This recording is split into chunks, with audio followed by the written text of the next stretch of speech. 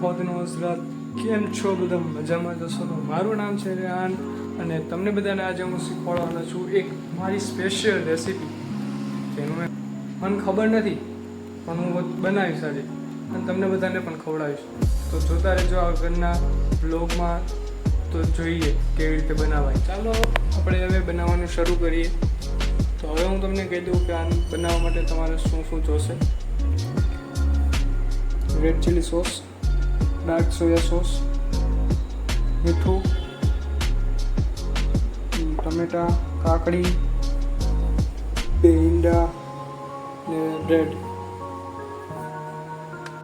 ને આ ઈંડા ટમેટાને તમારે ને આવા અસલ મજાના ગોળ ટમેટાને તમારે હવે આવા ગોળ શેપમાં તમારે કટ કરી લેવાના છે અને કાકડીને પણ તો હવે આપણે આ ઈંડાને ફોડીને આમાં નાખશું અને ત્યારબાદ તેને તરીને આપણે પછી તેનું રોટલું બનાવશું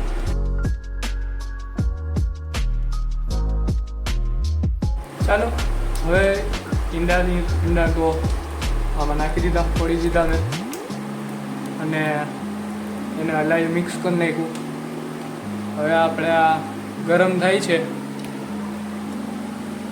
તવી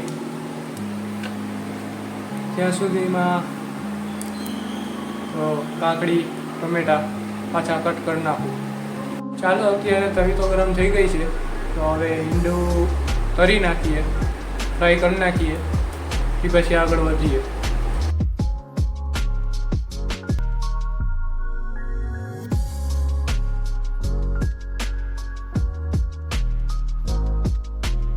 મિત્રો આ થઈ ગયું છે રેડી આપણું ઈંડું તો તેને હવે એક સાઈડમાં મૂકી દઈએ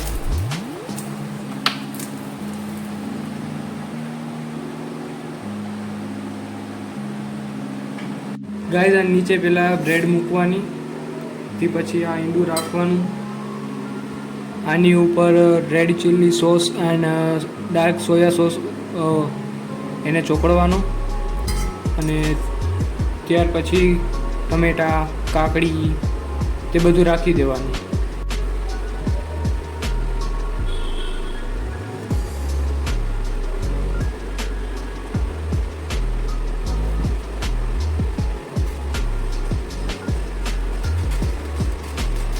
હવે ડાર્ક સોયા સોસ નાખવાનો છે તો તે નાખીએ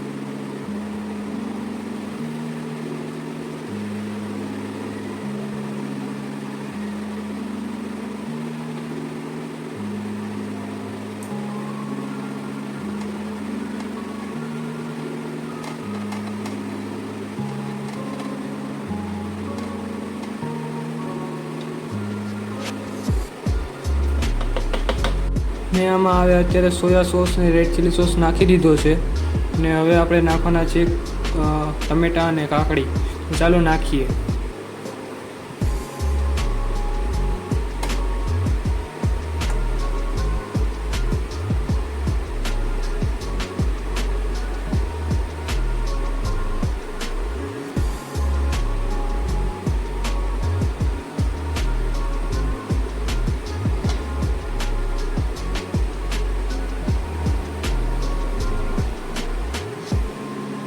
તો હવે અમે અહીંયા નાખી દીધા છે હવે આની ઉપર એક બ્રેડ મૂકી દેવાની રહેશે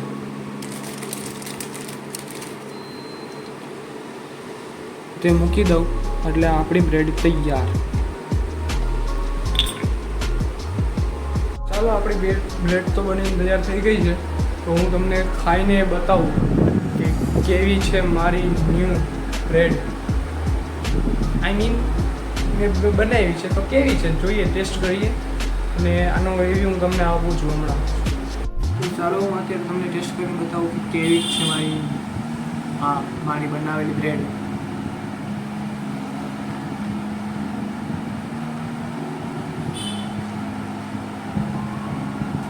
માઇન્ડ બ્લોઈંગ વાવ કઈ મજા આવી ગઈ કઈ સામાન એક વસ્તુ હજી ભૂલી ગઈ આપણે ઈંડું જ્યારે આપણે ફોડીએ ને મીઠું નાખીને હલાવતા હોય ને ત્યારે છે ને એક જેલી ફ્લેક્સ નાખી દેવા જેથી તમારું આમ તીખાશ મેન્ટેન રહે એટલે થોડુંક આમ તીખું હોય ને તો આમ સ્પાઇસી મજા આવે. તો ચાલો, હું તો અત્યારે એન્જોય કરું છું અને તમે પણ ઘરે બનાવીને ને મને જણાવજો કે કેવી છે, તમને બધાને મજા આવે છે કે નથી આવતી. તો હવે આપણા બ્લોગ છે જે કન્ટિન્યુ રહેશે એવી આશા રાખું છું. તો જોઈએ ને જણાવો, મને કોમેન્ટમાં બનાવીને જણાવજો કે કેવી બની આ નવી એગ રેસીપી. તો ચાલો, હું અત્યારે આ રૂસાનને મારા નાના ભાઈને અત્યારે ટેસ્ટ કરાવવા લઈ જઈએ અને એને પૂછીએ, રિવ્યૂ લઈએ કે કેવી બની છે મારી નવી બ્રેડ એગ રેસીપી. તો ચાલો.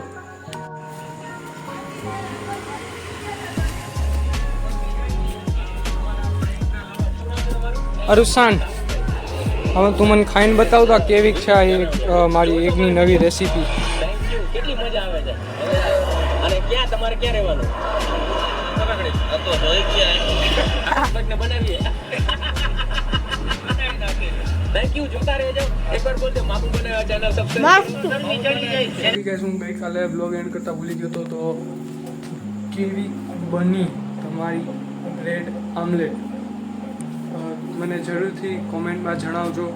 તો મળીએ કોઈ બીજા નવા બ્લોગ સાથે. ત્યાં સુધી બધાને મારા ખુદા હાફિઝ, અલ્લાહ હાફિઝ. અને મળીએ બીજા કોઈ નવા બ્લોગમાં. ત્યાં સુધી બધાને ખુદા હાફિઝ. अपने भाई को दुआ में याद रखें और इंस्टाग्राम पे फॉलो मस्ट है. अल्लाह हाफिज़.